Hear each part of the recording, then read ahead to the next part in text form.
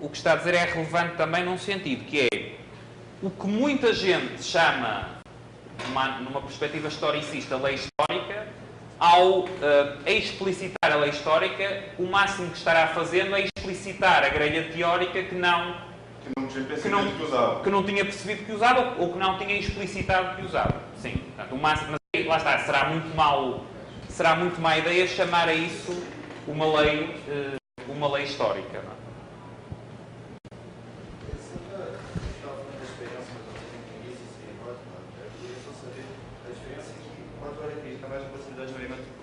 Indutivo na comprovação do axioma, é isso? Não, Hayek. Ou seja, a distinção que eu fiz em termos do estatuto do axioma foi que Mises e Rothbard, por um lado, têm uma base que é mais próxima de Kant e, portanto, o estatuto do axioma é algo anterior à experiência humana, portanto, é algo que está imbuído na nossa estrutura mental, está pré-programado, digamos assim, e a perspectiva, ou a variante de interpretação do axioma mais hayekiana, humeana, dá um lugar maior à indução, à observação. Ou seja, isso não está necessariamente tudo embutido, é algo que também resulta da observação e do próprio processo social. Não é? Portanto, não é algo que está exclusivamente inscrito nas estruturas conceptuais da mente humana. Acho que é possível você chegar através da indução ao axioma. Não percebi. Acho que é possível chegar através da indução ao axioma. Não é através da indução. Não é através da indução chegar ao axioma. É que o axioma combinaria os dois elementos. Certo? E, como eu disse, o próprio Mises tem passagens em que ele explicitamente reconhece isso. Reconhece que não pode prescindir, ou seja, que o axioma não é uma certeza absoluta. Não pode prescindir do tal princípio humeano de indução. Não é? Ele explicitamente refere Hume e diz que Hume tinha razão, obviamente, mas o que ele estava a fazer era criticando posições anteriores que assumiam como certeza absoluta. Não é? Pronto. E o Mises diz que pode haver circunstâncias, são concebíveis, não é? em que outros seres, ou uma alteração radical digamos, das circunstâncias com que nos confrontamos, alterassem isso.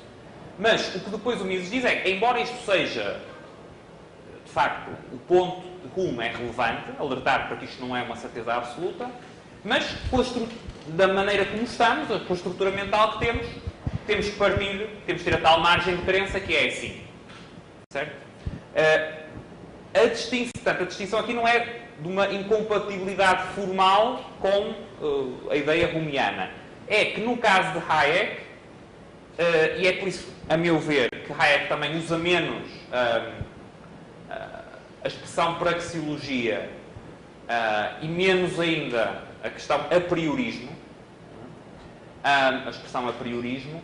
No caso de Hayek, esta componente indutiva vai lado a lado em termos do que Mises chamaria o método praxeológico. Não é? Portanto, há, por um lado, a introspecção e portanto, a mente a conhecer-se a si própria, e, por outro lado, este processo de conhecimento, este processo de construção do conhecimento humano é um processo que não é só individual, é um processo que é também social. Não é? Portanto, a consciência da mente humana, das suas próprias capacidades, é algo que não resulta só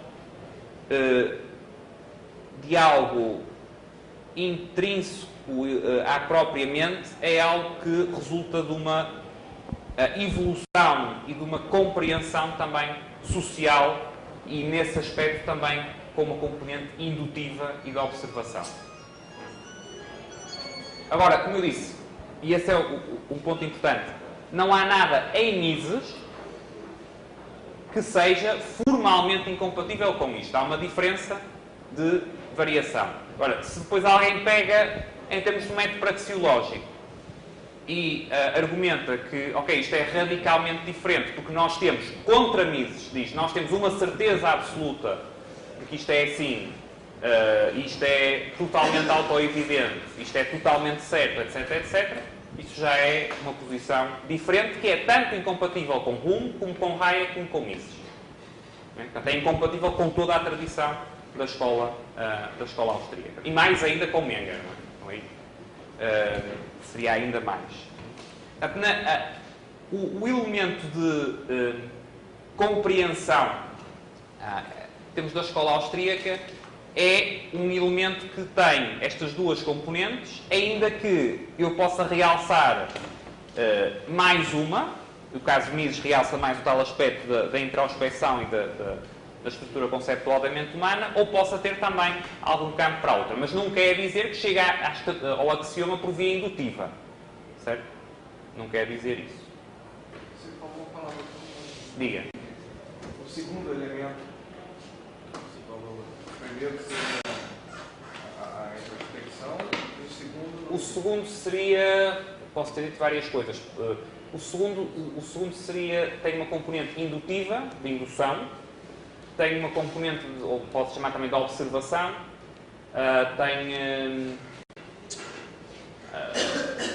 portanto, a ideia é que a primeira interpretação é uma interpretação mais por introspecção e assente nas tais estruturas conceptuais da mente humana, e o segundo incorpora um elemento da experiência, um elemento de observação social, um elemento de compreensão da conduta dos seres humanos, que não é só por referência ao próprio agente, não é? É também por referência ao que está fora do agente. Aqui em Hayek, Hayek dá mais atenção a este processo, se quiser, de crescimento e dimensão social da própria mente individual. Na filosofia do direito, toda lei tem caráter universal. A lei histórica também tem essa característica?